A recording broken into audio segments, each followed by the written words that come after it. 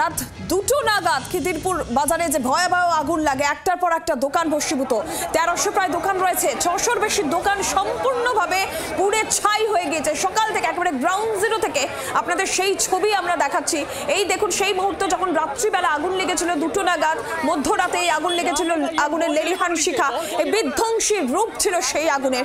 এবং তার পরবর্তীতে যে প্রভাব, এই আগুনের পর সকালবেলার যে ছবি আপনাদের দেখাচ্ছিলাম, পাশেই সেই ছবি আপনারা দেখুন, একেবারে ধ্বংসস্তূপের চেহারা নিয়েছে গোটা খিদিরপুর বাজার এলাকা। সেখানে একের পর এক দোকানে আগুন লেগে যায়, 600-র বেশি দোকান পুড়ে ছাই।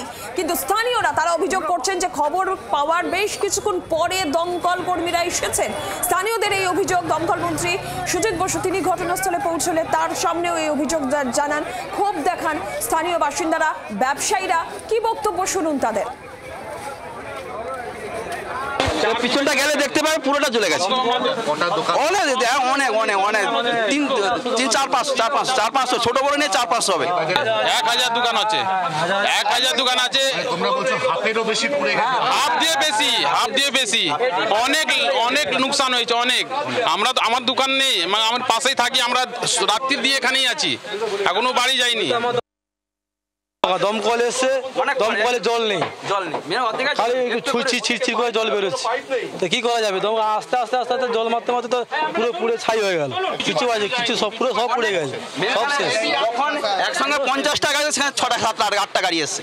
একসঙ্গে 50টা গাড়ি এলে তবে এখানে কাজ মিটাতে পারতো। একসঙ্গে মিনিমাম 50টা গাড়ি, একটা দুটো গাড়ি এসেছিল, তার মধ্যে জল ছিল না। দমকল মন্ত্রী কি বলেছেন শুনুন। এই মুহূর্তে যেটা রাত 2টোর সময় আগুনের খবর আমাদের কাছে আসে, আমাদের 20টা গাড়ি ইনভলভ এখানে হয়েছে। এখানে মেয়র ফিরহাদ হাকিম নিজেই এসেছিল, ও আমাকে ভোরবেলা 3টের সময় ফোনও করে, আমি কন্ট্রোল থেকেও খবর পাই। এখানে আমার কাউন্সিলরও এখানে আছেন। তা ব্যাপারটা হচ্ছে একটা ব্যাপক অংশ জুড়ে আগুনটা হয়েছে, আর খুবই গিঞ্জি জায়গা, যে কাজ করবার মতো সুযোগ সেটাও খুব কম। আগুন আর বাড়বে না, কিন্তু প্রচুর জায়গায় পকেট ফায়ার আছে আমাদের। শহরে গাড়ি আসতে গেলেও তো সময় জায়গা লাগবে, তো আমাদের তো ওয়ার্ডগঞ্জ থেকে গাড়ি এসছে, আর আমাদের লোকেদের জীবন বিপন্ন করে কাজ করে। যে দোকানও প্রচুর আছে, যাদের ঠিকভাবে দোকান করাটাও ঠিক, তারাও ঠিক মতো অনেক সময় করেন। আমি কারোর দোষ দিই। ঘিঞ্জি এলাকায় আগুন হু করে ছড়িয়ে পড়ে, অল্প কিছুক্ষণের মধ্যেই পুড়ে ছাই হয়ে যায় একের পর এক দোকান। স্থানীয়রা বলছেন যে প্রায় 1000 মতন দোকান রয়েছে, বেশিরভাগ অর্ধেকের বেশি দোকান পুড়ে ছাই হয়ে গিয়েছে। ব্যবসায়ীরা তারা সর্বশান্ত, সব হারিয়ে দিশেহারা অবস্থা তাদের। এবং তার মধ্যেই আগুন অনেকটাই নিয়ন্ত্রণে আনা সম্ভব হয়েছে, কিন্তু তারপরেও বেশ কিছু জায়গায় পকেট ফায়ার লক্ষ্য করা যাচ্ছিল। একেবারে ঘটনাস্থলের দিকেই আমরা নজর রাখি। অর্কদীপ্ত মুখোপাধ্যায় আমাদের প্রতিনিধি রয়েছেন আমাদের সঙ্গে। অর্কদীপ্ত, বেশ কিছু জায়গায় পকেট ফায়ার লক্ষ্য করা যাচ্ছিল, দমকল কর্মীরা কাজ চালিয়ে যাচ্ছিলেন। এই মুহূর্তের কি ছবি দেখতে পাচ্ছ? দেখো, ক্যানন ওয়াটার ইউজ করা হচ্ছে দমকল কর্মীদের তরফ থেকে বিভিন্ন জায়গায়, তবে পকেট ফায়ার এখনো বহু জায়গাতে রয়েছে। আমি সেই ছবিটা একটু দেখাবো আমার ক্যামেরা পার্সন দেবাশিস পট্টপালের মাধ্যমে। আমি যেইখানটা দাঁড়িয়ে রয়েছি, এই লাইনেই একাধিক দোকান দেখতে পাচ্ছ কিরকম ভস্মীভূত হয়ে গিয়েছে, এবং সেখানে বিভিন্ন জায়গায় পকেট ফায়ার এখনও দেখা যাচ্ছে।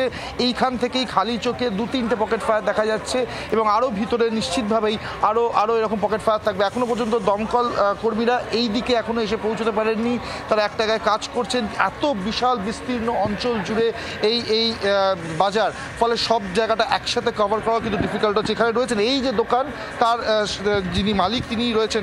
আপনাদের কিসের দোকান ছিল? আমার মুদিখানা, ডাল চাল তেল এইসবের দোকান আছে। রাত 1টায় আগুন লেগেছে, আমি এখানে 2টোর সময় এসেছি, তখনও আমার দোকানে কিন্তু আগুন লাগেনি, পাশের দোকানে লেগেছে। আমি দমকল কর্মীদের বলছি বারবার যে এখানে নিয়ে আসুন, ইঞ্জিনটা নিয়ে এসে কমসে কম এগুলো বাঁচান।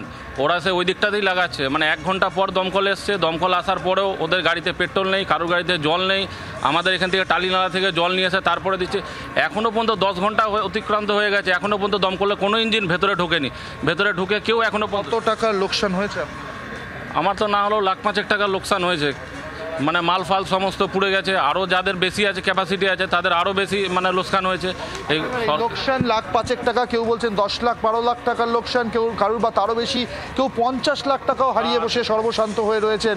এবং প্রায় 600 থেকে 650 দোকান কিন্তু এইভাবে কমপ্লিটলি ভস্মীভূত হয়ে গেছে। এবং একই সঙ্গে তাদের একটা অভিযোগ রয়েছে যে দমকল আরেকটু যদি সুইফটলি মুভ করতে পারতো বা আরেকটু আগে আসতে পারতো তাহলে হয়তো কিছু দোকান বাঁচানো যেত। কিন্তু তারপরেও এত বিস্তীর্ণ অঞ্চল জুড়ে এই বাজার, দমকল কর্মীরা আসার পরেও তারা চেষ্টা করেছেন, কিন্তু এখানে যারা রয়েছেন তাদের অভিযোগ যে বেশ কিছু জায়গায় দমকল পৌঁছতে পারেনি। যেমন এই জায়গাটা যেখানে এই মুহূর্তে আমরা দাঁড়িয়ে রয়েছি সেখানেই এখনও দমকল পৌঁছতে পারেনি এমন অভিযোগ করছে। তো সব মিলিয়ে একেবারে ভস্মীভূত হয়ে গেছে দোকানের পর দোকান, এবং এখনও বেশ প্রমিনেন্টলি পকেট ফায়ার দেখা যাচ্ছে। দেখো ঠিক এই দোকানের পাশে আমি একটু ছবিটা দেখাতে বলবো আমার ক্যামেরা পার্সন দেবাশিস বটব্যালকে। একদম এই যে দোকান, সেই দোকানের ভিতরে কি অবস্থা একটু সেই ছবিটা যদি দেখানো সম্ভব হয় ক্যামেরার মাধ্যমে। এবং পরপর এই একই চিত্র কিন্তু পরপর বিভিন্ন দোকানে, এবং এই দোকান থেকে কিছু উদ্ধার করার চেষ্টা করছেন। এই ছবিটা একটু দেখাবো, এই দোকান থেকে কিন্তু এখনও কিছু উদ্ধার করার চেষ্টা করছে এখানকার কর্মীরা। এটা কিসের দোকান দাদা? এটা কিসের? মশলার দোকান ছিল, মশলা হোলসেলের দোকান ছিল। আচ্ছা, মশলার হোলসেলের দোকান ছিল, এবং যারা এখানে কাজ করতেন তারা দেখার চেষ্টা করছেন যে যদি কিছু বেঁচে আছে কিনা, কিছু অবশিষ্ট আছে কিনা, শেষ মুহূর্তে সেগুলো গুছিয়ে তুলে নেওয়ার চেষ্টা করছেন। যদিও দোকান কিন্তু কমপ্লিটলি ভস্মীভূত, তারপরেও তারা দেখছেন যে যদি কিছু বেঁচে থাকে। তো এইভাবেই সবাই চেষ্টা করছেন যে তাদের দোকানের শেষ সম্বলটুকুনি যদি বাঁচানো যায়। এবং একই চিত্র কিন্তু এইখানেও আমরা দেখতে পাচ্ছি। দেখো পুরো এইটাও একটা মুদির দোকান, গ্রসারি শপ, এবং সেটাও কিন্তু পুড়ে ছাই হয়ে গিয়েছে। বিভিন্ন তাও কিছু জিনিস তারা বাঁচিয়ে আনতে পেরেছেন। তো সব মিলিয়ে দমকল কর্মীরা সময় নিচ্ছেন, তারা ক্যানন ওয়াটার ইউজ করছেন এবং জল ইউজ করছেন। কিছু জায়গায় যারা এখানকার দোকানদার তারা নিজেরাই নিজেদের দোকান বাঁচানোর জন্য জল ব্যবহার করছেন, বালতি করে জল দিচ্ছেন, এই ছবিও আমরা দেখেছি। তো সব মিলিয়ে কতক্ষণে কমপ্লিটলি নিয়ন্ত্রণে আসবে আগুন নিয়ন্ত্রণে, পকেট ফায়ার কতক্ষণে বন্ধ করা যাবে, এবং সার্বিকভাবে টোটাল ক্ষয়ক্ষতি কত হয়েছে সেটা হয়তো আরও কিছুক্ষণ সময় অপেক্ষা করতে হবে, তারপরেই জানা যাবে। বাংলার আওয়াজ, বাঙালির আবেগ, জি 24 ঘন্টা।